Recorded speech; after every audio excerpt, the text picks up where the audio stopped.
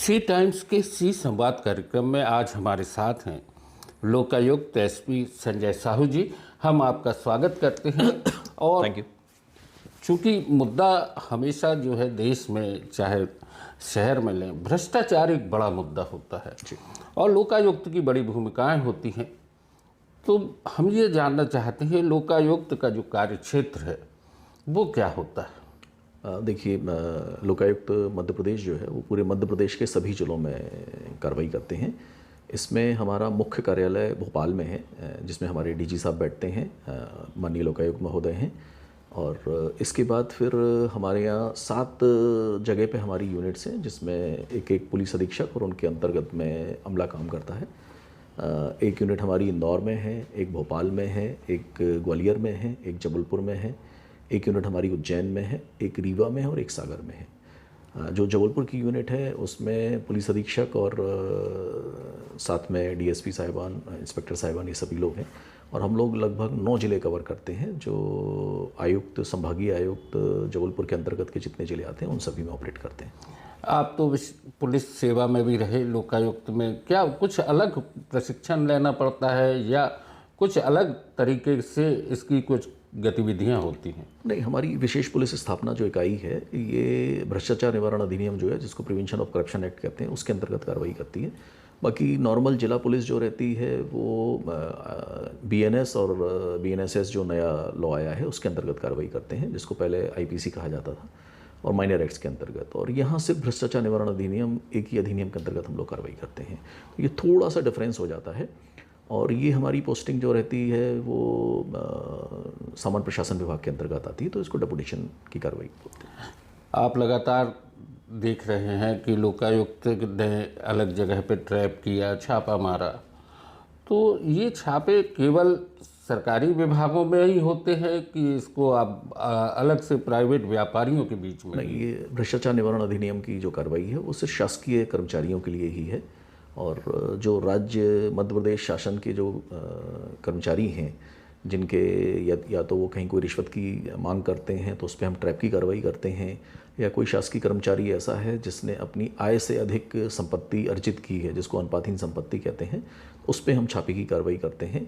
या तीसरी कार्रवाई हमारी होती है कि यदि कोई अधिकारी अपने जिस कुर्सी पे वो बैठे हुए हैं, जो उनको उस कुर्सी पर रहते हुए जो अधिकार मिले हैं, जो कार्य करने चाहिए, उसका गलत उपयोग करते हैं, वो जिसको हम मिसयूज़ ऑफ पावर कहते हैं, पद का दुरुपयोग जो होता है, उसकी यदि शिकायत आती है तो उस पर भी जांच करके कार्रवाई करते हैं।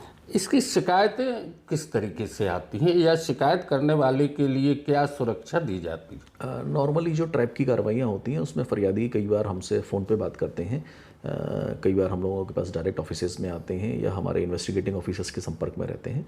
तो सबसे पहले वो यदि वो किसी विभाग में जा रहे हैं और उनसे उस कार्य को करने के लिए, शासकीय कार्य को करने के लिए उनसे यदि कुछ पैसे मांगे जाते हैं तो उसकी वो शिकायत करते हैं। तो हम सबसे पहले इसमें आवेदन लेते हैं शिकायतकर्ता से, और उसके बाद फिर पहले ये पता लगाते हैं कि उनका क्या कार्य किस विभाग में पेंडिंग है। उस विभाग में जब पेंडिंग है उसके बाद फिर हम आगे की कार्रवाई संपादित करते हैं। अक्सर देखा जाता है कि रंगे हाथ पकड़े गए जी, तो ये रंगे हाथ का क्या मतलब होता है?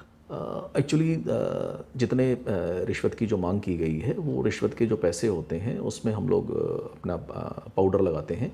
और जब जिस व्यक्ति ने, जिस शासकीय कर्मचारी ने, आरोपी ने वो डिमांड की होती है, जब फरियादी उसको वो पैसे देता है तो पैसे देने के बाद में उसके हाथ में जब उसको धुलवाया जाता है तो उसमें कलर लग जाता है, इसलिए उसको रंगे हाथ बोला जाता है। तो दोस्तों, इस तरीके से देखें कि रंगे हाथ पकड़े जाना क्या होता है।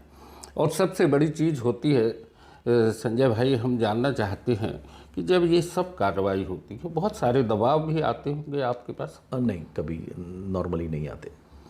नहीं, देखने में आता है ना कि कुछ राजनीतिक दबाव या किसी और तरह के दबाव? नहीं, हमारी यूनिट, मतलब हमारे लोकायुक्त में नहीं आता। ये एक अच्छी चीज़ है, क्योंकि हमारे जो लोकायुक्त के जो हम लोग कार्य करते हैं वो हम लोग माननीय लोकायुक्त महोदय के अधीन होकर के कार्य करते हैं, जो कि हमारे ऊपर एक बहुत बड़ा प्रोटेक्शन है उनका, इसलिए इस तरीके की कभी कोई दबाव नहीं रहा। अभी तक आपने जितनी लगातार इधर पर जबलपुर में आप पोस्टेड हैं, ऐसा कोई बहुत चुनौतीपूर्ण केस कोई रहा हो जिसको आप बताना चाहें कि इस तरीके से हमने एक केस को हैंडल किया?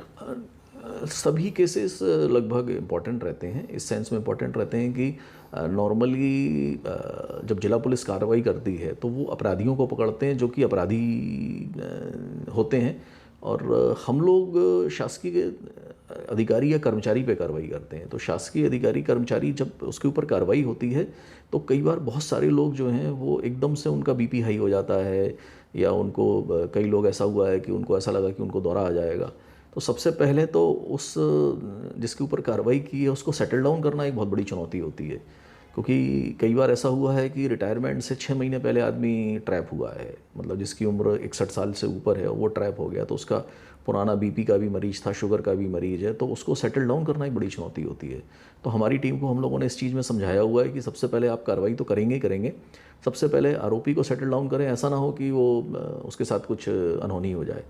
तो वो सबसे पहला वो एक बहुत बड़ी चुनौती होती है, सेटल डाउन करना, फिर उसके बाद कार्रवाई करना। अच्छा, एक और चीज़ आती है, जैसे सरकारी कर्मचारी है, रिटायरमेंट के कितने दिनों बाद तक उस पर कार्रवाई हो सकती है? लोकायुक्त और उप लोकायुक्त अधिनियम के जिसमें हम लोग कार्रवाई करते हैं उसके अनुसार यदि कोई शासकीय कर्मचारी रिटायर हो जाता है तो लगभग वो 5 साल तक हम लोगों के रडार पर रहते हैं, उसके अनुसार हम लोग कार्रवाई करते हैं। दोस्तों, लोकायुक्त की कार्रवाई में गोपनीयता भी रखी जाती है, शिकायतों को गंभीरता से लिया जाता है, और सबसे बड़ी चीज़ है कि भ्रष्टाचार रोकने के लिए सभी को जागरूक होना चाहिए। आप जनता से कुछ कहना चाहें भ्रष्टाचार के मुद्दे पर? अभी हमारे यहाँ से टोल नंबर जारी हुए हैं, और जिसमें कोई भी शिकायत करता भोपाल में टोल पे यदि बात करेगा तो वहाँ से वो शिकायत एक्सेप्ट की जाती है और फिर वो संबंधित यूनिट्स को भेजी जाती है। हमारी यूनिट की तरफ से भी हमने एक लैंडलाइन नंबर जो हमारे ऑफिस का है और हमारे डीएसपी साहब का मोबाइल नंबर है वो सभी जगह लगवाया है। उसके पैम्फलेट्स भी हम लोगों ने लगभग सभी शासकीय कार्यालयों में पूरे 9 जिलों में लगवाए हैं, और इससे सूचनाएं भी आ रही हैं और लोगों को इससे त्वरित फ़ायदा भी हो रहा है। तो मेरा सभी लोगों से निवेदन है कि यदि किसी भी शासकीय कार्यालय में किसी से भी अनुचित तरीके से यदि पैसे की डिमांड की जाती है तो उसकी शिकायत कृपया आप हमको करें। इसमें गोपनीयता भी रखी जाती है, और सबसे अच्छी चीज़ ये है कि हमारे यहाँ कभी किसी भी इंफॉर्मेशन का लीकेज नहीं होता। यदि फरियादी हमारे पास आया है तो उसमें यदि वो चाहता है कि ट्रैप की कार्रवाई हो तो ट्रैप की कार्रवाई उसमें होती ही है। सी संवाद, सी टाइम्स के इस कार्यक्रम में संजय साहू जी से हमने चर्चा की, और आगे भी हम ऐसे मुद्दों पर बात करते रहेंगे। संजय साहू जी, बहुत बहुत धन्यवाद। थैंक यू विशाल जी, नमस्कार।